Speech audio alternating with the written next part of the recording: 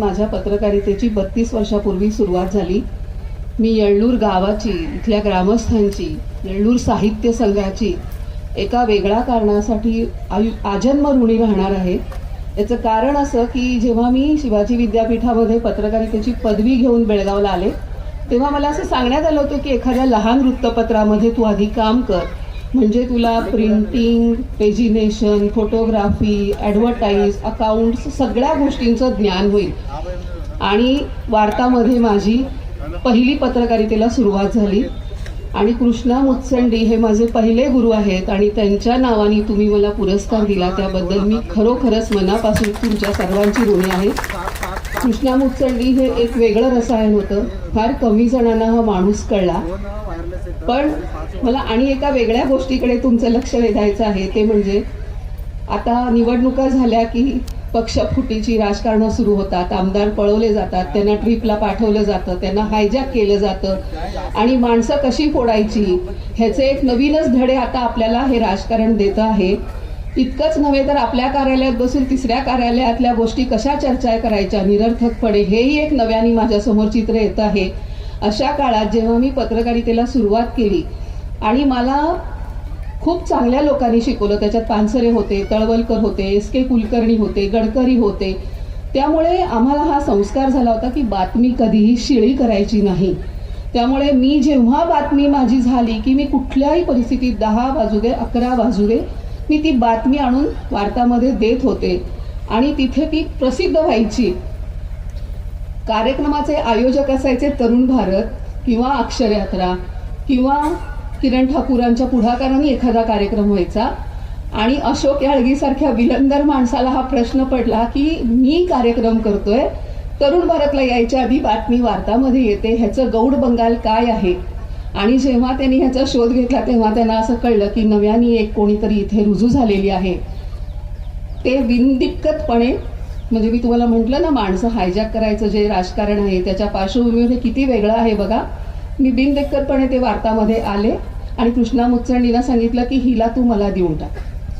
आणि कृष्णा मुत्संडींनी सुद्धा एखाद्या मुलीची सासरी पाठवणी करावी तेवढ्या अधिकाराने आणि तेवढ्या दिलदार मनाने सांगितलं की तू हिला घेऊन जा, कारण हिचं क्षेत्र वेगळं आहे आणि तुझ्याकडे तिचं चीज होईल.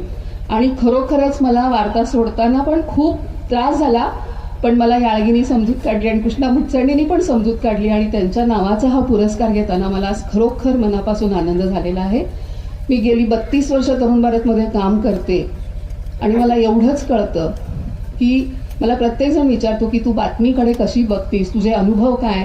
ते अनुभव सांगायला मला 3 तास कमी पडतील, पण मी नेहमी असं म्हणते की नुकतं जन्मलेल्या मुलाला आई जितक्या प्रेमाने पाहते तेवढी मी प्रेमाने आणि तेवढ्या आत्मीयतेने माझ्या बातमीला जपते आणि ती कुठेही दुसरीकडे जाऊ नये ह्याच्यासाठी माझा आटापिटा असतो.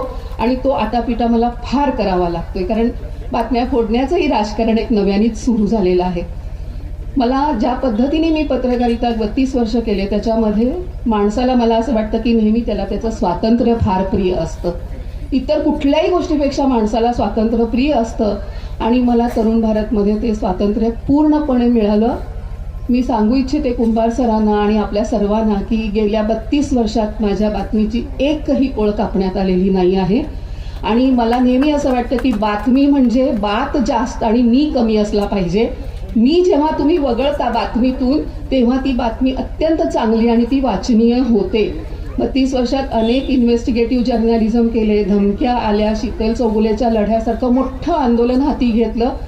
पण जेव्हा आपला हेतू स्वच्छ असतो आणि तुमचे हात स्वच्छ असतात तेव्हा या जगातली कुठलीही विघातक शक्ती आपल्याला काहीही करू शकत नाही, याच्यावर माझा ठाम विश्वास आहे.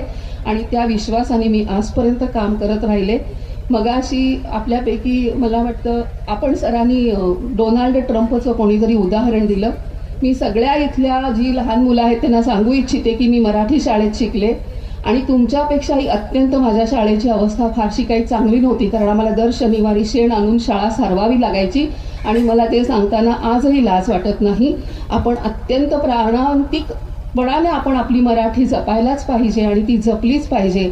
आणि त्याच्यासाठी एक छोटीशी सूचना मी मोटराची आणि आत्ता ज्यांनी नवीन पिढीने हातात घेतलेली आहे धुरा, की जानेवारी महिना हा मराठी वाचवा महिना आहे, फेब्रुवारी महिना मराठी भाषा दिन आहे, मार्च महिना महिला दिन आहे, एप्रिलमध्ये वाचक दिन आहे. तर जर मगाशी आपण कोणीतरी सांगितलं त्याप्रमाणे दर महिन्याला आपण काही ना काहीतरी उपक्रम राबवा.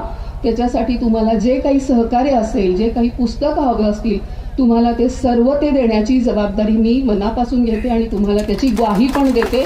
पण मुलांना जर आपण बोलतं केलं नाही आणि या पुढच्या संमेलनाचं एक सत्र मला असं वाटतं की आपण विद्यार्थ्यांच्याकडे सोपवावं आणि त्यांना सांगावं की तुम्हाला जे वाटतंय ते बोला, पण त्याच्यातून ती मुलं तयार होतील. नाही तर फक्त आपण एवढेच प्रत्येक ठिकाणी जात राहू आणि ही मुलं वृक्षकडे वळतील. तर त्यांना साहित्याचा आस्वाद आपण द्यायला पाहिजे. डोनाल्ड ट्रम्पचा मगाशी कोणीतरी उल्लेख केला, तर मी सांगू इच्छिते की डोनाल्ड ट्रम्प बरोबर टक्कर घेणारा बेळगावचाच एक मराठी विद्यार्थी आहे, तो म्हणजे श्रीनिवास ठाणेदार. आणि त्यांनी डोनाल्ड ट्रम्पच्या विरोधात शड्डू ठोकलेला आहे. तो पूर्णपणे मराठी माणूस आहे आणि तो बेळगावचा आहे आणि तो मराठी माध्यमात शिकलेला आहे. आणि जेव्हा पंतप्रधान अमेरिकेच्या संसदेत गेले तेव्हा सुद्धा त्यांना स्वागत त्यांचं करण्यासाठीची जबाबदारी श्रीनिवास ठाणेदार यांच्याकडे होती. आपण त्यांची मुलाखत सुद्धा नुकतीच वाचली असेल. तेव्हा आपण केलेला सत्कार मी खूप कृतज्ञतेने शिकवते. नवीन पिढीला असं वाटतं की मिळणारे पास, मिळणाऱ्या भेटवस्तू आणि कुठल्याही अधिकाऱ्याला केव्हाही जाऊन झाडाझडती त्याची केली की त्याच्याकडून बातमी दाबण्यासाठी किंवा प्रसिद्ध करण्यासाठीचे व्यवहार, ह्याच्या पलीकडे पत्रकारिता असते. आणि ती पत्रकारिता जेव्हा आपण करायला लागू तेव्हा समाज आपल्याला मान्यताही देतो. माझ्या पाठीशी तमाम बेळगावकर आणि बेळगाव जिल्ह्यातले तमाम नागरिक उभे राहिलेले आहेत. मी मोटराचे यांचं आणि त्यांच्या पूर्ण संघाचं विशेष अभिनंदन करते की असं आयोजन करणं ही सोपी गोष्ट राहिलेली नाही. पण पुढच्या आयोजनामध्ये तुम्हाला जी काही मदत लागेल ती आम्ही द्यायला तुम्हाला तयार आहे. पुन्हा एकदा मी सगळ्यांची कृतज्ञता व्यक्त करते आणि कृष्णा मुचंडी सरांच्या नावाने पुरस्कार दिल्याबद्दल पुन्हा एकदा तुमच्या सर्वांची आजन्म ऋणी राहीन. धन्यवाद. नमस्कार.